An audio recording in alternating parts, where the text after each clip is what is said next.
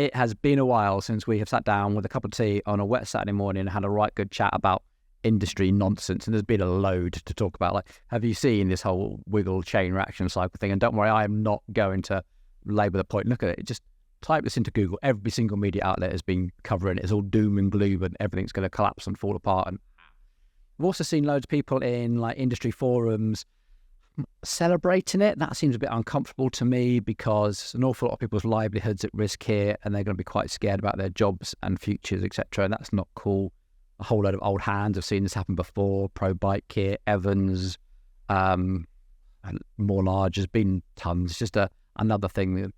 And where I'm sat is like kind of, I wouldn't say I've predicted it. That's a bit arrogant, but kind of seen a trend of people shopping more online, not just in bikes, but in everything. We've all seen it. You go to a coffee shop now and you see people sat down with their iPads buying things from their iPads rather than the shops on the high street. That was always going to happen. Like, why? I've also seen like bikes just explode. There is so much now. There's no bike shop would be able to cater for every single customer coming to the shop. It's impossible.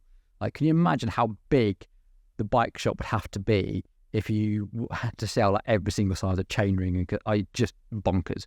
Not going to happen. Buying online is the future, and anyone that thinks they're going to guilt tripped into supporting your local bike shop, you're ridiculous. The savings aren't 50 quid to go and support your local bike shop. The savings are hundreds and thousands of pounds by shopping online. I'll show you that in a second. So bike shops have got nothing to offer in that space anymore, and I think we need to really wise up to that. The other part of the reason why I don't do retail is because I've got no interest in listing products on a website, putting them into a box and shipping them off, and like, it's just not how I want to spend my day working. I want to spend my day at the work stand and helping people and being a bike mechanic and a coach and that sort of thing. So that's just a business choice that's happened to be following this trend, I think. Now, I'm not the only one. Look at this. This is BikeBiz, by the way. This is like the industry magazine. Every bike shop gets a copy of this. First article. This is the bike mill in Yorkshire. I think Yorkshire is doing pretty well for bike shops. Here's a bike shop owner, happy little dog. He's just decided to give up on retail. Absolutely. What am I doing? Wasting my time on this. I am just going to focus 100% on workshop and serving my customers. Yes. I reached out to him on Instagram and said, congratulations, welcome to the party. This is the future. Let's do it. Other people have been doing the same. Like, this is cycle industry news. This is shop owner. Why I'm closing my store in favour of a shopping centre based workshop. That is a guy who's opened a cycling workshop in a shopping centre. That's brilliant. I think that is such a great idea. I think he's going to do really, really well out of that, because Saturday mornings, you need somewhere to park. That's superb. I think that's going to be the future. And then look at this. This is Swedish government proposes tax breaks on cycle repairs. Now, I think this is also super cool, because one of the things that we need to do is not necessarily just keep penalising motorists. We also need to be incentivising cyclists. And this is kind of one of the things, not just the cost of buying a bike, but also in terms of service it and looking after it and all that sort of thing is costly. And it's getting more complicated, e-bikes, etc. And you need good quality mechanics. And you guys are reporting in the comments that you are struggling to find mechanics. And one of the reasons for that is that being a cycle mechanic isn't a sexy job. It doesn't pay very well. And anything service related is dependent on what that service can offer or charge for that hourly rate. And, we're about to put our prices up to £60 an hour. Wheelbase down the road did that. Bike Treks have been at £60 an hour for a little while. I think the Giant Shop down is about the same. So we're a little bit behind on that, to be honest.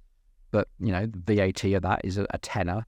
The rent rates, etc. on the building takes a big chunk out of that, and then we need a little bit of profit to support the other activities of the building, and then the mechanic gets what's left. And so it's not down to the consumer necessarily to set that rate, but it's good for discussion, because if you're going to want really good, talented, skilled mechanics, then they need to be paid properly. And I think that's an argument that's going to probably rattle on as we go through this transition away from relying on retail and relying on service as to how much you're willing to pay for really good service and what really good service actually looks like and what your expectations are. So, interesting one for the future.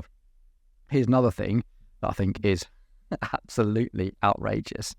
This is probably more newsworthy than the whole Wiggle chain reaction cycles. This is giant sale. Okay, you've got extra inventory, you need to sell it, but 0% finance on sale items. That's absolutely insane, because if you're not familiar with retail, when you take out 0% finance as a customer, it's the shop that pays the interest rate to the finance company.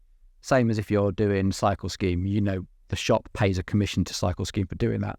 So if they're putting something in the sale, taking a hit on their profit margin and offering 0% finance, what chance have you got as a bike shop? Like, it's ridiculous.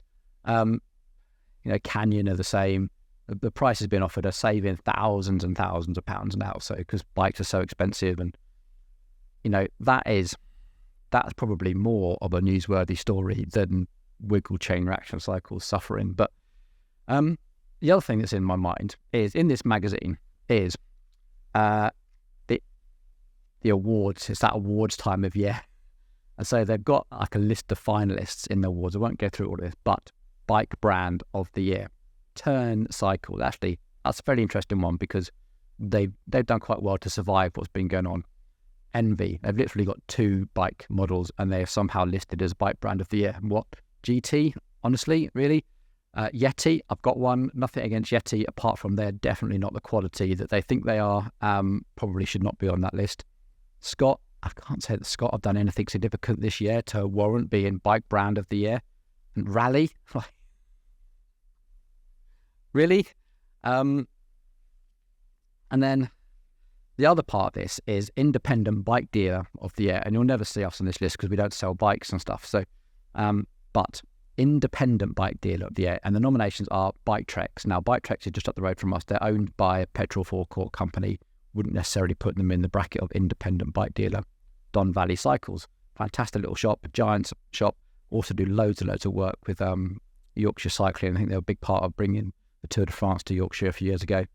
Yorkshire Cycle Works. See, there's a trend here, like really good bike shops in Yorkshire offering service. That's 3 we've mentioned in this video. Amazing. Pedal Power Scotland. We're going to hear more from them in a future video. A bike shop that's become very tied to its suppliers. Won't go on to that too much more. And then Rockets and Rascals, which is actually a cafe down in Poole. I don't think they're doing much in bikes at all, so I'm not really sure how they even got on the list. It's all a bit weird, but apparently these are the best independent bike dealers of the year. Now, I can think of several fantastic independent bike shops doing pure service work that should be on that list, but they won't be because they're not dealers of bike brands, but they'll offer significant better service than those. They're fantastic. So this is how skewed the bike industry is, I think sometimes. Another little thing just to end this video, sort of food for thought really, was we've kind of seen this a little bit in motoring, when early days of the motoring trade, and every other town had like an engineering company that was making cars and stuff, buying bits from here and there. And look at them, this is a massive list of all the car brands in just in England. That's insane. And we're in a similar sort of state. This is a list of all the bicycle brands, tons and tons and tons of them. And I think this is what's going to whittle itself down, just like the motoring trade has done, because they're competing for the same factory space. We're not making things in that local town anymore. We're competing for space in the same factory. I almost think the state that we're in now is, if you are a bike shop selling a big bike brand, and you are competing with your suppliers, and your suppliers are selling online, you've got to rethink your business model, because you're not going to win that war. That would be a bit like a small sovereign nation going to war with another sovereign nation, except they buy all their weapons from the person that they're at war with. You're never going to win that fight. You need to be thinking like a David and Goliath story. You need to be being agile and nimble and reacting, to things, and trying to go toe to toe with a far superior power who's got all the weaponry. Why? So anyway, there we go. I think this is just hopefully another nail in the coffin? No, that's not the right word. Another small piece of evidence that the industry is changing rapidly, and I think the industry is changing for the good of the consumer. Hopefully products are getting cheaper because all the internet retailers can bun fight it, race to the bottom on prices, happy days. And I hope that bike shops are going to stop concentrating on being a shop, but becoming a cycling venue. No matter what it is, there's some fantastic places out there now, which are, we do gym, fitness, etc. Lots of other places are tied to trailheads or pump tracks or places to go and learn things. And that's the future. People will always go somewhere to hang out and be amongst fellow cyclists or footballers or whatever it is. And I think we need to be providing venues that offer cyclists much more than just selling stuff. Okay, I'm done. Thanks for watching, everyone. Have a great weekend. Take it easy.